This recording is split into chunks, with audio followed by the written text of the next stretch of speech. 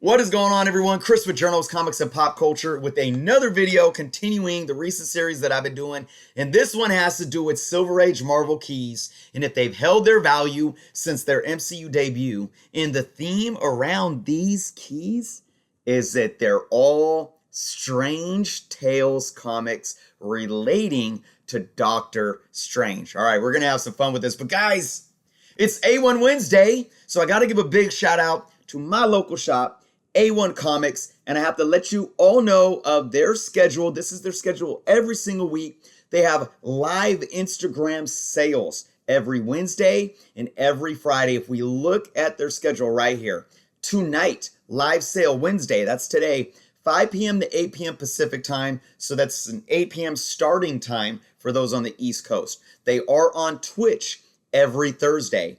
And again, they are live on Instagram on Friday at 5 p.m. Pacific, 8 p.m. Eastern. Again, you guys can find all of their information below.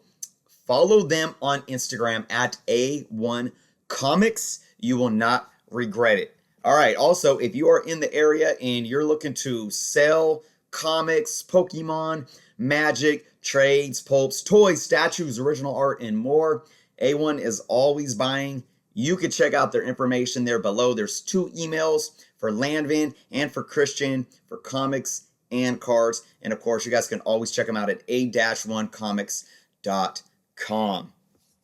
All right, we have some awesome books to get into. And again, if you aren't subscribed to the channel, please take some time to do so. But we're going to get into these books. Starting off with Strange Tales, number 130. All right, this is the first appearance of Caecilius. Now, this character showed up in the Doctor Strange film that came out late 2016.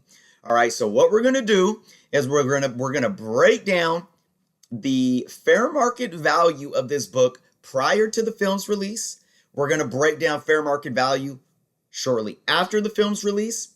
And then we're going to look at 2020 pre-COVID numbers. And then we're going to look at current. Now, the reason why I'm doing 2020 pre-COVID as well as current is because I don't want folks out there saying, well, we can't just look at current fair market value as legit because it's all COVID.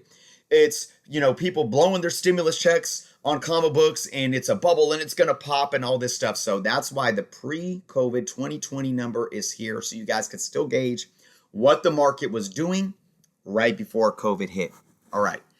I used an 8.0 for this book. On most of these, I took whichever grade had the most on the census. So, pre-Doctor Strange in an 8.4, this is CGC fair market value. That would be 2015, right? $84. Now, Doctor Strange came out in late 2016, so I used 2017 numbers for the post-Doctor Strange fair market value. That came in at about $105. So what's the trend? That's a 25% increase. So solid stuff there. Now let's look at what it did 2020 pre-COVID. Fair market value, $156. That's another 49% increase from the 2017 mark, but it's a total of an 86% increase from the pre-MCU debut of this character, which would be into 2015, right? So what's interesting about this, though, is that I didn't have any 2021 current sales to gauge. I believe the last sale was like February of 2020, somewhere around there.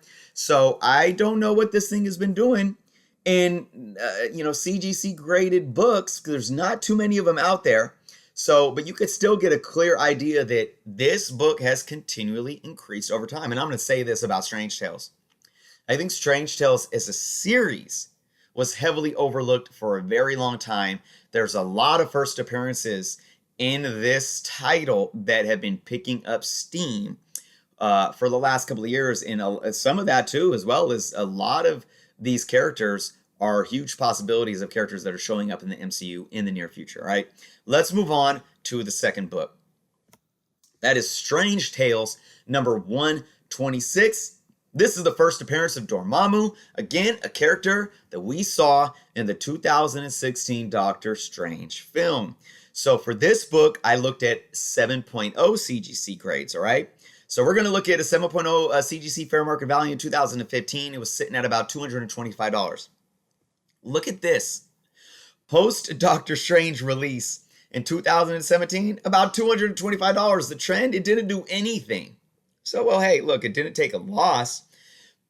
Very interesting to me that there wasn't a bump in this book kind of right away within that first, 6 months to a year or so. But look at what it kept doing. 2020 pre-COVID fair market value, $325.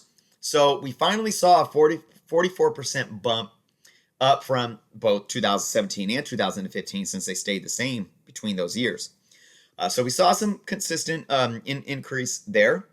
Now, right now, current CGC 7.0 fair market value is sitting at $425.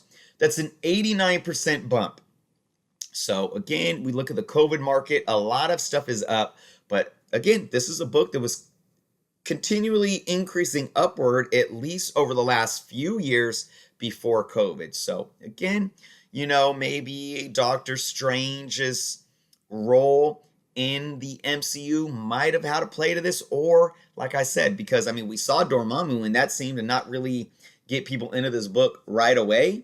So maybe it's just another one of those situations where people are really looking at these Strange Tales Silver Age first appearances and saying, regardless of MCU spec, this is a run that I think's been undervalued for a long time, so we're going to start putting a little more money into it. Possibly. Again, we never really know, right? All right, let's get in to the next book. And that is Strange Tales number 111. This is the first appearance of Baron Mordo. And yes, it's the first appearance of Asbestos Man. Guys, I'm not even going to talk about Asbestos Man. I'm not even going to go there. But we got the first appearance of Baron Mordo, so yes, this book is on the list. Again, a character that made their MCU debut in the Doctor Strange film. So for this one, we're going to be looking at a 6.0 CGC fair market value. What was that looking like in 2015 pre-MCU debut? $365, pretty solid. Post Doctor Strange 6.0 CGC fair market value in 2017, $478. That is a trend of, that it's in the green. I didn't add the plus there. Sorry everyone. But that's an increase of 31%. Very solid. So again, I think we can correlate this to seeing the character in the film, at least to being one variable of why this book increased the way it did. But look at this. Look at this. 2020 pre-COVID fair market value was $454. That's a decrease of 5% from that 2017 bump. Again, it's not that much, so it's not like this book really took a dip. Fair market value, I say this, fair market value is still in a rolling average, right? What is that? $24 off of the rough fair market value of 2017. It's not too much of a change. But look at this. The trend from 2015 was still up 24%. And I've talked about this in my last video of this series, and I'm going to talk about it again here.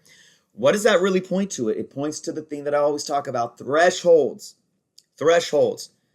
More often than not, when you see books get hot, whether because of MCU or movie spec, TV show spec, video game spec, whatever it may be, these books can definitely cool off. But more often than not, they're going to hit a threshold and they're never going to go back to that fair market value that they were at before the MCU debut, before the movie debut or the TV debut or the video game debut, whatever it may be, right? So you can see that even though this dipped just a little bit, it was still up 24% from that 2015 number. All right, so current 6.0 CGC fair market value, $560. So again, it continues to move up. Now it's up 17% from that 2017 post-MCU debut, and it's up a total of 53% from that pre-MCU debut. Solid stuff. You all know, if you watch my channel, I've been really big on Strange Tales and filling some holes in this run. Some of these books, though, especially this one, It's these are getting pricey, you know, so I don't know if I'll be picking these up anytime soon. But we got one more book on this list today, and that is the big kahuna of them all, Strange Tales number 110, first appearance of Doctor Strange, and also the ancient one.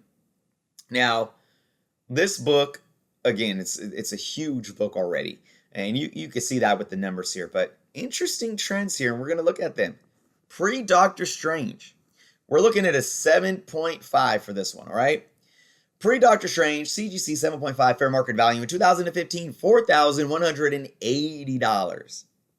Post-Doctor Strange, that went up to $4,950. That's an upward trend of 18%, so that's solid. Nothing crazy for me, and maybe because it was already such a decently high-valued Silver Age key, but I kind of expected it to be a little more with, you know, Doctor Strange coming into the MCU and what Cumberbatch did with the character. I can't wait for Doctor Strange 2, but we'll get into that another time. But still, 18%, right? But look at this. 2020 pre-COVID, $4,850. So it dropped just roughly about $100 in fair market value. That's a negative 2%. So I look at this as basically kind of staying the same, right? Not too much is going on. It's still up 16% from that pre-MCU debut. And then look at this, current 7.5 fair market value. This is what's really most perplexing to me. It dropped again down to $4,600. That's a 5% loss from that post-MCU debut. It's still up 10% though from pre-MCU debut. But when you look at the COVID market and you look at how the market is extremely healthy right now and everything that's going on, this is a very interesting one. Especially since, you know, we've seen Doctor Strange consistently over the last few years in Infinity War. Then, of course, he came back in Endgame. And we also know that he's going to be having his big anticipated Doctor Strange 2, Multiverse of Madness, coming out next year. So this trend is really perplexing to me. I can't put a finger on it, guys. I really can't. But what I can say is this, and I always say this about videos that I talk about books that are good books to invest in or whatnot. Don't go out and buy this book because I'm saying this. Buy a book because you love it, because you find value in it, because you have the budget to afford it, because you're willing to take the risk in it. I always say those things. Okay? If none of those things are there, don't go buy the book.